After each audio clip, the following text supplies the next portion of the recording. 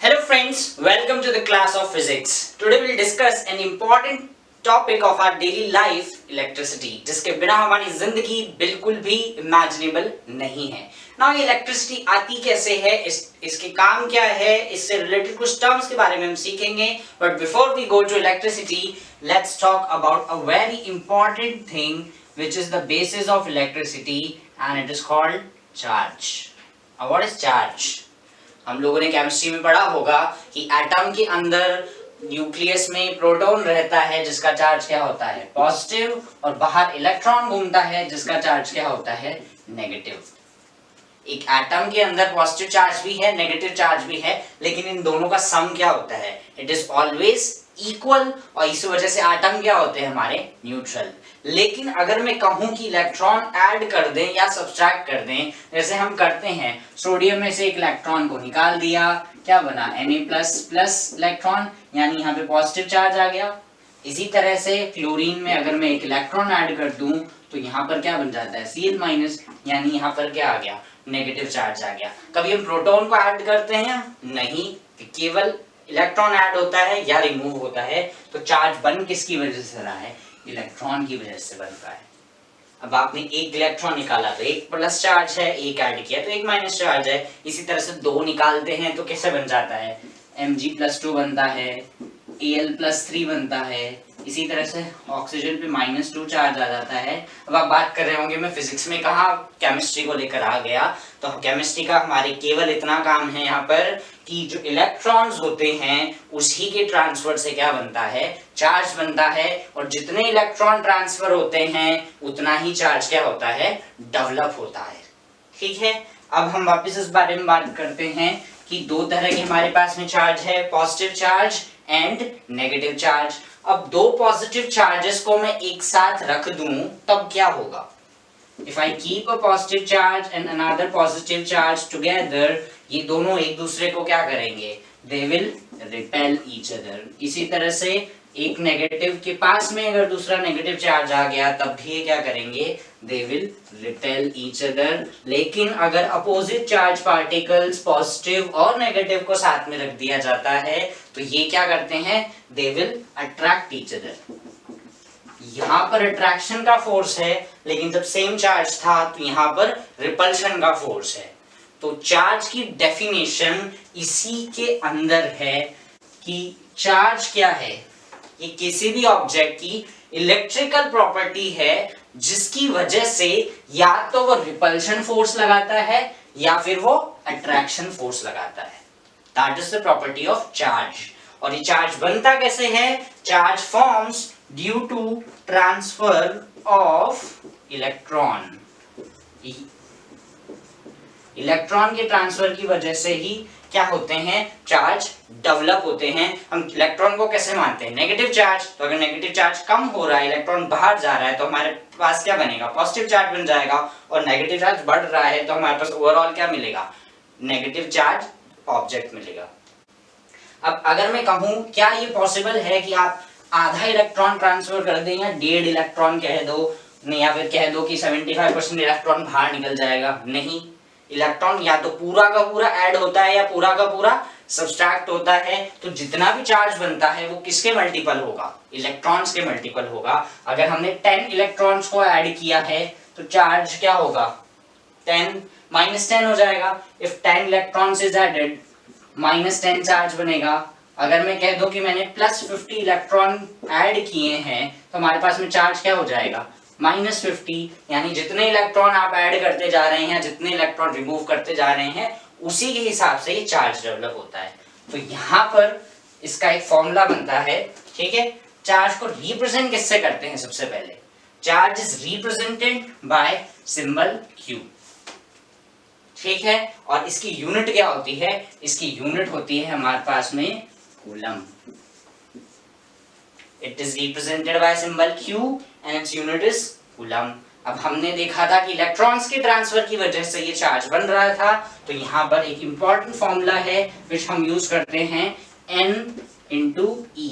यहाँ पर N क्या है, N है नंबर ऑफ इलेक्ट्रॉन्स, कितने इलेक्ट्रॉन्स आपने ट्रांसफर किए हैं। 1 2 3 4 100 1000 उतने ऐड किए जा सब्ट्रैक्ट किए, मींस ट्रांसफर कितने किए, नंबर ऑफ इलेक्ट्रॉन ट्रांसफर्ड। ठीक है, और व्हाट इज ई? ई होता है एक इलेक्ट्रॉन के चार्ज की वैल्यू। इलेक्ट्रॉन के ऊपर माइनस चार्ज हम बात करते हैं, लेकिन कितना माइनस होता है, तो ये जो ई होता है इसकी वैल्यू फिक्स होती है, इसको बोलते हैं चार्ज ऑन वन इलेक्ट्रॉन, और इसकी वैल्यू है 1.6 इंटू 10⁻⁻19, और इसकी यूनिट क्या होगी, ये क्या है, एक इलेक्ट्रॉन के ऊपर चार्ज है, और चार्ज की भी हमने बात की, यूनिट क्या होती है, इट्स कूलम, जिसको हम लिखते हैं C से भी। Q is the symbol of charge, इसकी यूनिट क्या है, कूलम, और कभी कभी इस कूलम को क्या है, C से भी रिप्रेजेंट कर दिया जाता है। तो चार्ज ऑन वन इलेक्ट्रॉन कितना आ गया, 1.6 into 10⁻⁻19। The question says if 10 electrons are transferred, calculate charge developed। कितना चार्ज आएगा? अब आपको करना क्या है, आपके पास में नंबर को आपको सीधा सीधा दे रखा है, उसकी वैल्यू कितनी है 10, आपको निकालना क्या है कैपिटल Q, तो हम फॉर्मूला लगाएंगे Q is equals to NE। E की वैल्यू हमेशा फिक्स होती है, ये जो स्मॉल e होता है इसकी वैल्यू कितनी होती है 1.6 इंटू 10⁻⁻19, और कितने इलेक्ट्रॉन ट्रांसफर हुए यहाँ पे 10, तो n की वैल्यू क्या हो गई 10, तो हम सब्स्टिट्यूट कर देंगे 10 इंटू 1.6 इंटू 10⁻⁻19। अब पावर को सॉल्व करना आता है आपको, 1.6 तो एज इट इज हो गया, 10 की पावर इसको क्या लिख सकता हूँ मैं 1 लिख सकता हूँ, 1 तो किसका है प्लस साइन है, और -19 है, तो बचेगा क्या -18, तो 10⁻⁻18 कूलम, ये हमारे पास आंसर आ गया। अगर यहाँ पे कह दे कि 50 इलेक्ट्रॉन ट्रांसफर होते सपोज, तो आंसर क्या हो जाता हमारा 50 इंटू 1.6 इंटू 10⁻⁻19, दोनों को मल्टीप्लाई कर दो, कितना होता है, इट इज 16 इंटू 50, 80 इंटू 10⁻⁻19। अब आप इस जीरो को चाहे तो ऐसे ही छोड़ सकते हैं, चाहे तो इसके साथ भी मिला सकते हैं, ये ऐसे हो जाएगा 8 इंटू 1 0 से इसे मल्टीप्लाई करेंगे तो कितना आ जाएगा 10⁻⁻18 कूलम। ठीक है, क्वेश्चन है हमारे पास में, how much electrons are needed to make 1 coulomb of charge. अब इसमें पूछा क्या है, how much electrons is needed, तो हमारे पास में फॉर्मूला क्या होता है, सबसे पहले Q is equals to NE। ठीक है, N क्या होते हैं नंबर ऑफ इलेक्ट्रॉन्स, और पूछा गया है how much electrons are needed to make 1 coulomb of charge, यानी N क्या है हमसे पूछा गया है, और E की वैल्यू हमेशा फिक्स होती है, E इज 1.6 इंटू 10⁻⁻19। ठीक है, अब बोला क्या है, how much electrons are needed to make 1 coulomb of charge, यानी एक कूलम चार्ज बनाने के लिए हमें कितने इलेक्ट्रॉन्स की रिक्वायरमेंट है, तो Q की वैल्यू क्या आ गई, Q की वैल्यू हो गई 1 कूलम। ठीक है, अब इन सबको फॉर्मूले में सब्स्टिट्यूट कर देते हैं हम लोग, Q की जगह क्या लिखेंगे 1, N हमें पता करना है तो N एज इट इज लिख देते हैं, इनटू 1.6 इंटू 10⁻⁻19। ठीक है, अब n निकालना है तो हम इसको ऐसे लिख सकते हैं 1.6 into 10⁻⁻19 is equals to 9n, इसको मैंने नीचे ले गए। ठीक है, अब आप केवल इसको सॉल्व करने की कोशिश कीजिए 1/1.6। ठीक है, इसको हम लोग सॉल्व करेंगे तो हमारे पास में कितना आएगा, it comes out to be 0.625 into 10⁻⁻19 is equals to number of electrons. अब -19 ऊपर जाके क्या हो जाएगा प्लस, जब भी न्यूमरेटर से डिनोमिनेटर में कोई चीज शिफ्ट होती है तो उसकी पावर क्या हो जाती है, उसकी पावर में हम लोग चेंज कर देते हैं, तो ये नेगेटिव था तो ऊपर आके क्या बन जाएगा positive. Next topic is electric current. तो इलेक्ट्रिक करंट की डेफिनेशन क्या है, it is rate of flow of charge through an area is called electric current. बहुत छोटी सी डेफिनेशन है, इसमें एक वर्ड आ रहा है रेट। साइंस के टर्म में जब भी ये वर्ड आएगा रेट, यानी विथ रेस्पेक्ट टू हम टाइम बात कर रहे हैं, यानी कि डिनोमिनेटर में क्या आएगा हमेशा टाइम आएगा। मान लेते हैं हमारे पास में एक वायर है जिसके अंदर से t टाइम पीरियड के अंदर Q चार्ज आ रहा है, ये टी टाइम पीरियड कुछ भी हो सकता है, 1 आवर 1 मिनट कुछ भी, उसमें क्यू अमाउंट ऑफ चार्ज पास हो रहा है तो इलेक्ट्रिक करंट क्या होगी इस केस में क्यू अपॉन टी, यानी कितना चार्ज इस वायर में से टी टाइम के अंदर पास होता है उसी को क्या बोलते हैं electric current, amount of charge passing through a conductor in unit time और rate of flow of charge is called electric current. अब कूलाम की यूनिट क्या है, सॉरी चार्ज की यूनिट क्या होती है कूलाम यानी कि सी, टाइम की यूनिट क्या होती है, याद रखना हम एसआई यूनिट्स की बात कर रहे हैं तो टाइम की एसआई यूनिट क्या है सेकंड, तो करंट की यूनिट क्या हो गई, करंट की एक यूनिट होती है कूलाम पर सेकंड, या हम इसको ऐसे भी लिख सकते हैं सेकंड इनवर्स, तो कूलाम पर सेकंड एक यूनिट है, इसकी एसआई यूनिट का जो कूलाम और पर सेकंड की इक्विवेलेंट है वो होती है एम्पियर। तो इस हम लोग जो यूनिट यूज करेंगे that is ampere. I is equals to Q by T, I क्या है करंट और हमें क्या दे रखा है 1 एम्पियर, I 1 एम्पियर तब आ सकता है जब Q और T क्या है इन दोनों की वैल्यूज क्या हो जाए बराबर या इन दोनों की वैल्यूज क्या हो जाए 1, तो हम बात करते हैं 1 कूलाम, जब Q की वैल्यू को मैं 1 लिख दूं और T की वैल्यू को भी 1 लिख दूं तो आंसर क्या आएगा मेरे पास में 1 एम्पियर। तो यहां से ही इसकी डेफिनेशन बनती है कि जब 1 coulomb of charge is passing through a conductor in 1 second then the current is known as 1 ampere, then current is through conductor in 1 second, then current is 1 ampere. कोई भी जरूरी नहीं है कि आपके लिए केवल 1 एम्पियर पूछी जाए, कोई भी क्वांटिटी जिसमें 1 आगे लिखा हो आपको उस फॉर्मूले में क्या करना है उसका फॉर्मूला लिख के जितनी भी वेरिएबल क्वांटिटीज है उन सबको क्या बना देना है 1। तो 1 coulomb of charge is passing through a conductor in 1 second then current is said to be 1 ampere. आपको कहीं कहीं जगहों पर चार्ज की जगह rate of flow of electrons भी लिखा आ सकता है, कुछ बुक्स में इस चार्ज की जगह रेट ऑफ इलेक्ट्रॉन्स भी लिखा आता है लेकिन इट इज इनकरेक्ट। लेकिन जब हम सॉलिड के अंदर बात करते हैं, अगर मैं कहूं कि इस वायर के अंदर मैं बात कर रहा हूं किसी वायर में, तो वायर में क्या होता है केवल इलेक्ट्रॉन ट्रांसफर होते हैं, तो वहां पर ये डेफिनेशन करेक्ट है कि rate of flow of electron, क्योंकि इलेक्ट्रॉन क्या है वो भी एक चार्ज पार्टिकल है। लेकिन अगर हम लिक्विड स्टेट्स की बात करते हैं तो वहां पर पॉजिटिव चार्ज भी क्या कर सकते हैं मूव कर सकते हैं, इसलिए करेक्ट टर्म इज चार्ज। तो अगर कहीं लिखा है rate of flow of electron that is also valid है, लेकिन charge is more appropriate term. Q is equals to क्या था चार्ज, और ये किसकी वजह से बना था, चार्ज बना था because of transfer of electrons. तो आप जितने इलेक्ट्रॉन ट्रांसफर करेंगे उतना ही उसपे क्या आता है चार्ज डेवलप हो जाता है। तो Q की जगह मैं लिख सकता हूं Ne, हमने फॉर्मूला पढ़ा था Q is equals to Ne by क्या आ जाएगा T, तो करंट का एक फॉर्मूला और ये बन गया I is equals to Q by T and I is equals to Ne by T, where N is the number of electrons, E charge on one electron which is fixed 1.6 into 10 to the power minus 19 and T stands for time। ध्यान रखना ये चीज, कहीं भी rate की बात में बात करेंगे तो फर्स्ट ऑफ ऑल जो आपके दिमाग में आना चाहिए कि डिनोमिनेटर में क्या है टाइम ही होगा। Whenever there is a flow of charge, it doesn't flow automatically by itself. हमें कुछ एक्स्ट्रा फोर्स लगाना पड़ता है या कोई एक्स्ट्रा एनर्जी सप्लाई करनी पड़ती है जिसकी वजह से क्या होते हैं चार्ज एक लोकेशन से उठकर दूसरे लोकेशन पे जाते हैं। मान लीजिए आपके पास में 2 ट्यूब्स रखी हुई हैं, उनके अंदर आपने पानी भरा हुआ है, एक ट्यूब में बहुत ज्यादा पानी है और दूसरे ट्यूब के अंदर बहुत कम पानी है और ये इस तरह से कनेक्टेड है। एक में इतना सा पानी है और दूसरे के अंदर इतना ज्यादा पानी है। अब इस केस में क्या होगा, हमें पता है कि पानी का फ्लो होगा और ये कब तक होता है जब तक दोनों में वाटर लेवल सेम ना हो जाए। सेम यहां पर होता है, चार्ज को फ्लो होने के लिए इलेक्ट्रॉन्स का डिफरेंस होना जरूरी है।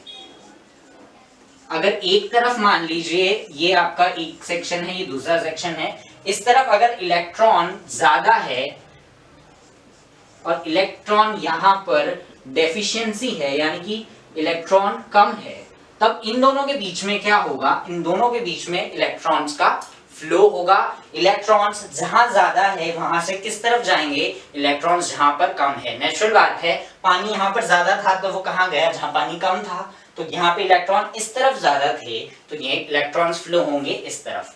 अब ध्यान दीजिए, जो डायरेक्शन ऑफ करंट होती है वो हम डायरेक्शन ऑफ इलेक्ट्रॉन्स के क्या मानते हैं, अपोजिट मानते हैं। तो इस केस में इलेक्ट्रॉन्स कहां जा रहे हैं, इलेक्ट्रॉन्स इस तरफ मूव कर रहा है, तो डायरेक्शन ऑफ जो करंट होगी हमारी वो हम मानते हैं इस तरफ होगी, just opposite of the direction of electrons. अब हम बात करते हैं कि इलेक्ट्रॉन अपने आप मूव नहीं करेगा, उसको कुछ एक्स्ट्रा वर्क की जरूरत पड़ती है, तो जब एक्स्ट्रा वर्क करते हैं वो ही कहलाता है इलेक्ट्रिक पोटेंशियल।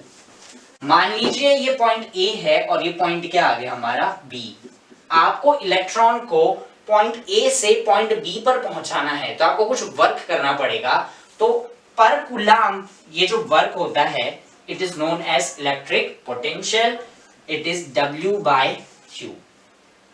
इलेक्ट्रिक पोटेंशियल को बताते हैं, इसका सिंबल क्या है V। W stands for work done and Q stands for charge। Work done and Q stands for charge। Work की यूनिट क्या होती है, वर्क हम लोग मेजर करते हैं जनरली जूल में, ये 9th क्लास के अंदर हमने पढ़ा है। और Q यानी कि चार्ज, चार्ज की यूनिट क्या होती है कूलम्ब, तो हमारे पास में V की यूनिट क्या आ गई, इलेक्ट्रिक पोटेंशियल की यूनिट होती है जूल पर कूलम्ब, और इसकी SI यूनिट जो होती है वो होती है हमारी वोल्ट। अब मान लीजिए कि बहुत दूर पर आपने कोई चार्ज रखा हुआ था, उसको आप उठाकर लेकर आए किसी एक पॉइंट ए पर, ये एक पॉइंट ए है, यहां से आप उस चार्ज को उठाकर लेकर आ रहे हैं इस पॉइंट पर ऐसे, आपको कुछ वर्क करना पड़ेगा, तो इलेक्ट्रिक पोटेंशियल क्या हो जाएगा इस केस में VA, ए पॉइंट का इलेक्ट्रिक पोटेंशियल जो हमने वर्क किया इंफिनिटी से चार्ज को लाने में, और किस चार्ज को लेकर आए हम Q, ये Q चार्ज इंफिनिटी पे रखा था, इसको यहां से हम लेकर आए पॉइंट A पर, तो हमने वर्क किया, वो वर्क क्या हो जाएगा WA by Q, क्या हो गया हमारा पोटेंशियल VA। अब हम क्या करते हैं, हम इस चार्ज को A पॉइंट पर ना लेकर इंफिनिटी से किसी दूसरे पॉइंट पर लेकर आते हैं, ये मान लीजिए हमारे पास में पॉइंट क्या आ गया B, तो electric potential at point B क्या हो जाएगा VB is equals to work done to move the charge from infinity to point B, इसको हम लिख सकते हैं work done from bringing the charge at B, और क्या चार्ज है, हम सेम चार्ज को लेकर आए। Now if I say what is the electric potential difference between point A and point B, A और B में डिफरेंस क्या है, तो A दो चीजों का डिफरेंस निकालने के लिए क्या करेंगे, हम दोनों को सब्सट्रैक्ट कर देंगे, तो ये क्या आएगा VA minus VB is equals to WA by Q minus WB by Q। तो इसको ऐसे लिख सकते हैं हम लोग, डिनोमिनेटर कॉमन ले लेते हैं, तो WA minus WB।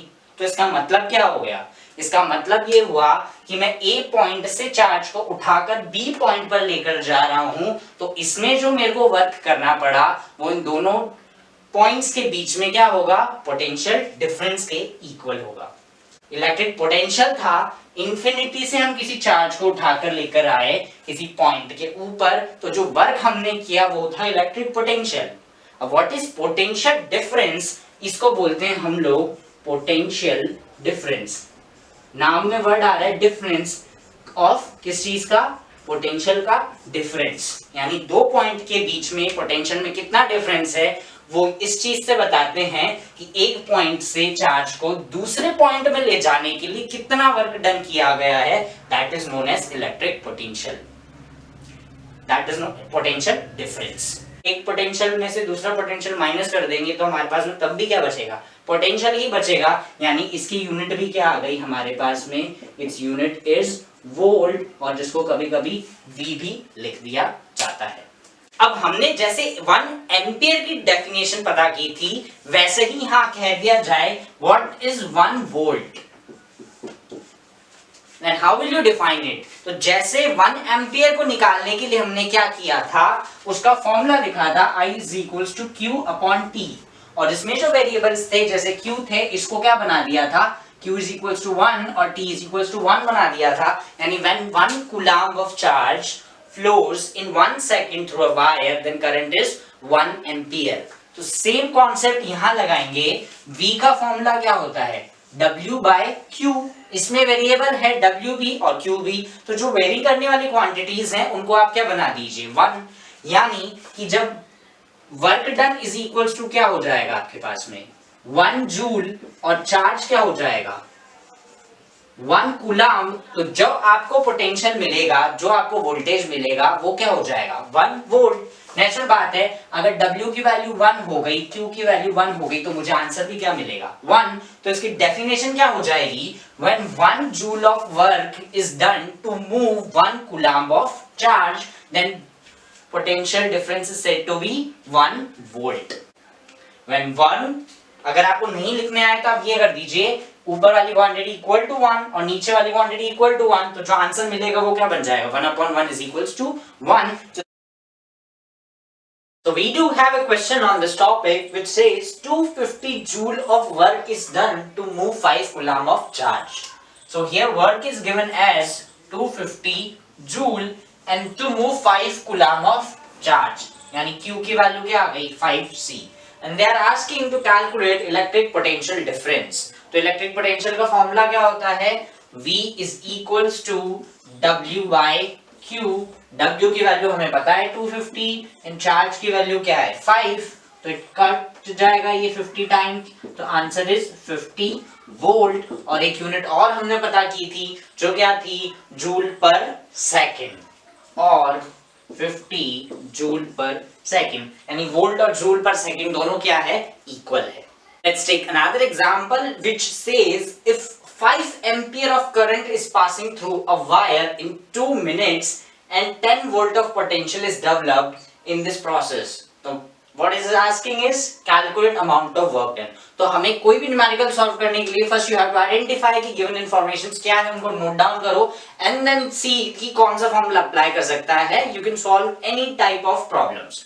Now यहां लिख रखा है the current is 5 ampere, तो I की वैल्यू क्या आ गई 5 ampere of current is passing through a wire in 2 minutes. तो टाइम क्या है यहाँ पर 2 minutes है, एंड हमारी जो SI यूनिट होती है टाइम की that is second.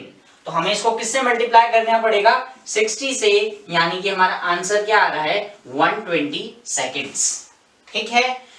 And 10 volt of potential is developed. तो पोटेंशियल का मतलब क्या हो गया V, और उसका मतलब कितना हो रहा है 10 वोल्ट ऑफ पोटेंशियल हमारे पास में डेवलप हो रहा है इन दिस प्रोसेस.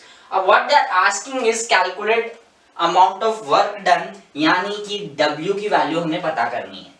ठीक है, तो हमारे पास में W के फॉर्मूला क्या होता है V इज इक्वल्स टू कितना है W बाय Q. तो हम इसको लिख सकते हैं W is equals to V into Q, cross multiply कर दिया. ठीक है, आपके पास में V पता है लेकिन Q पता नहीं है. आपके पास में I है और T है, तो क्या हम यहां से चार्ज निकाल सकते हैं? बिल्कुल, बिकॉज़ करंट क्या होती है rate of flow of charge. I is equals to क्या आता है Q अपॉन T. तो यहां से ये लिखा जा सकता है इसको क्रॉस मल्टीप्लाई करके Q is equals to IT. I भी पता है T भी पता है, इसको यहां सब्स्टिट्यूट कर दो.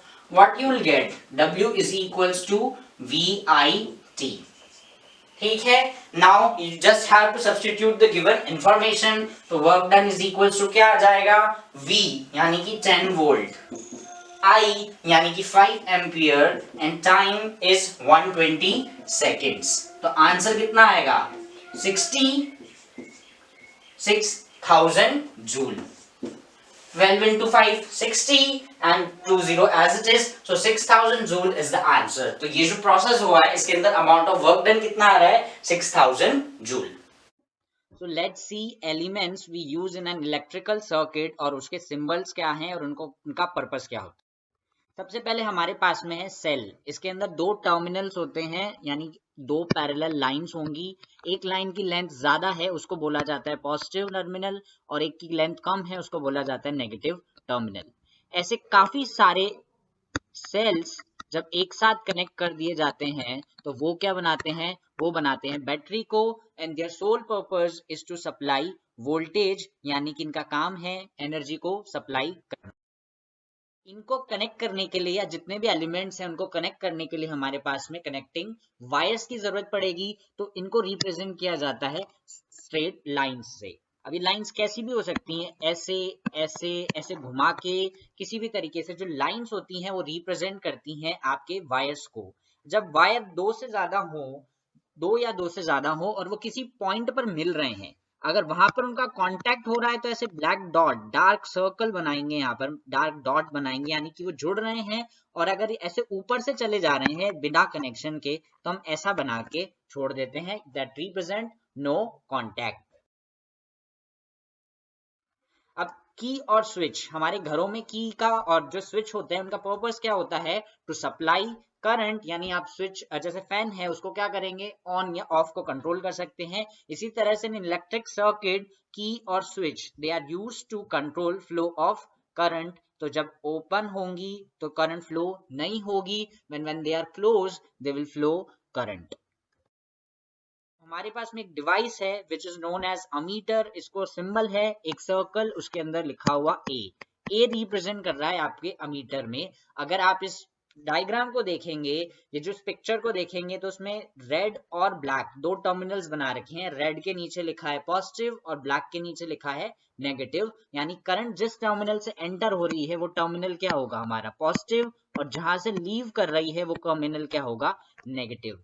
अमीटर का काम क्या होता है, अमीटर का काम होता है करंट को मेजर करना। अमीटर याद रख लीजिए, ए stands for ammeter and A stands for ampere. तो एम्पियर किसकी यूनिट है, एम्पियर करंट की यूनिट है। एक डिवाइस होता है हमारे पास में वोल्ट मीटर विच मेजर्स वोल्टेज। सेम यहाँ पर हम एक सर्कल बनाएंगे और उसके अंदर V लिख देंगे, V स्टैंड्स फॉर वोल्टेज। और जो वोल्ट मीटर होता है वो कनेक्ट किया जाता है इन पैरेलल, लेकिन अमीटर जो होता है that is connected in series. आज की तारीख में हमारे पास में कुछ ऐसे डिवाइस हैं जो एक के अंदर ही सारे फंक्शंस परफॉर्म करते हैं, which is known as multimeter. ये डिजिटल है, एनालॉग नहीं है, और साथ में मल्टी फंक्शंस हैं इसके। यानी कि ये करंट भी मेजर कर सकता है, it can measure voltage, it can measure resistance, और भी काफी सारी चीजें हैं जो हम इससे मेजर कर सकते हैं, इसीलिए इसको बोला जाता है मल्टीमीटर। इनको कनेक्ट कैसे किया जाता है, जो ये V रिप्रेजेंट कर रहा है ये आपके क्या है, ये रिप्रेजेंट कर रही है सेल या फिर बैटरी। इसके साथ में अगर आप देखोगे तो दूसरी साइड में एक R लगा हुआ है, यानी कि ये हमारा कोई भी डिवाइस है which can be bulb, AC, cooler, कुछ भी। तो एक सर्किट के अंदर आप अमीटर और वोल्टमीटर में कैसे कनेक्ट करते हैं, अगर आप देखेंगे तो वायर बैटरी से जो रेजिस्टेंस के बीच में जा रहा है उसके अंदर लगा हुआ है एक डिवाइस, उसको क्या बोला है, अमीटर। यानी कि ये बैटरी और डिवाइस इन दोनों को कनेक्ट करने वाले वायर के बीच में लगा होता है, इट इज अमीटर। लेकिन वोल्ट मीटर उसको पैरेलल में लगाते हैं, यानी कि ये अलग से लगा होगा। अगर आप ध्यान से देखेंगे तो ये रेजिस्टेंस के क्या आ रहा है, पैरेलल हो रहा है। इस अमीटर को भूल जाओ, अब आप देखोगे तो ये रेजिस्टेंस की पैरेलल में लगा है, तो इसीलिए इसको क्या बोलते हैं, पैरेलल में लगाते हैं, और इट इज वोल्ट मीटर।